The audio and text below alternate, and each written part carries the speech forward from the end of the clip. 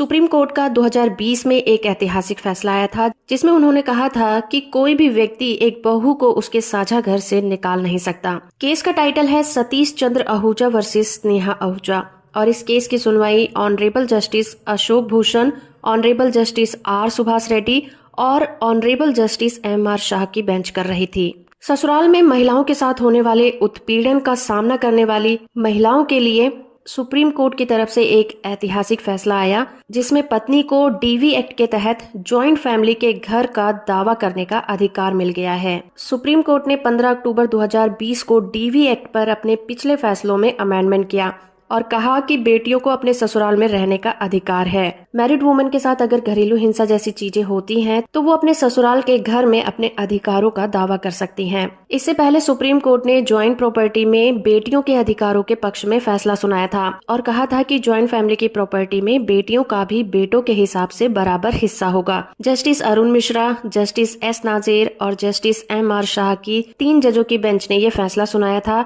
और कहा था कि हिंदू सक्सेशन एक्ट 1956 के सेक्शन 6 में प्रोविजन के तहत अमेंडमेंट से पहले और बाद में पैदा हुई बेटियों को ज्वाइंट प्रॉपर्टी में बराबर का हिस्सेदार माना जाएगा। आइए समझ लीजिए कि ज्वाइंट प्रॉपर्टी होती क्या है। ज्वाइंट प्रॉपर्टी एक महिला के पति और उसके परिवार की एक ज्वाइंट प्रॉपर्टी होती है जिसमें पति एक उसका मेंबर होता है, जिसमें परिवार के किसी भी सदस्य की सेल्फ एक्वायर्ड प्रॉपर्टी शामिल नहीं होती। सुप्रीम कोर्ट ने अपने इस फैसले में कहा कि डीवी एक्ट के सेक्शन 2S में महिला जो कि घरेलू हिंसा से पीड़ित है उसको ससुराल की ज्वाइंट प्रॉपर्टी में रहने का अधिकार होगा और साथ ही उस महिला को सास की पैतृक संपत्ति में भी हिस्सा मिलेगा। इससे पहले भी सुप्रीम कोर्ट ने 2005 के आदेश में ये कहा था कि पत्नी केवल साझा घर की हकदार तभी होगी अगर पीड़ित व्यक्ति वहां रहता हो या फिर पास्ट में उसका उस घर से कोई घरेलू संबंध रहा था। घरेलू हिंसा एक्ट के सेक्शन 17 क्लॉज 1 में कहा गया है कि घरेलू रिलेशन में हर एक महिला को अपना बेनिफिट देखने का अधिकार है और वो अगर ससुराल में एक ज्वाइंट फैमिली में रहती है तो उसे उस प्रॉपर्टी में हिस्सा पाने का पूरा अधिकार होगा। वीडियो इन्फॉर्मेटिव है तो आप इसे लाइक, शेयर और चैनल को सब्सक्राइब करना बिल्कुल मत भूलिएगा।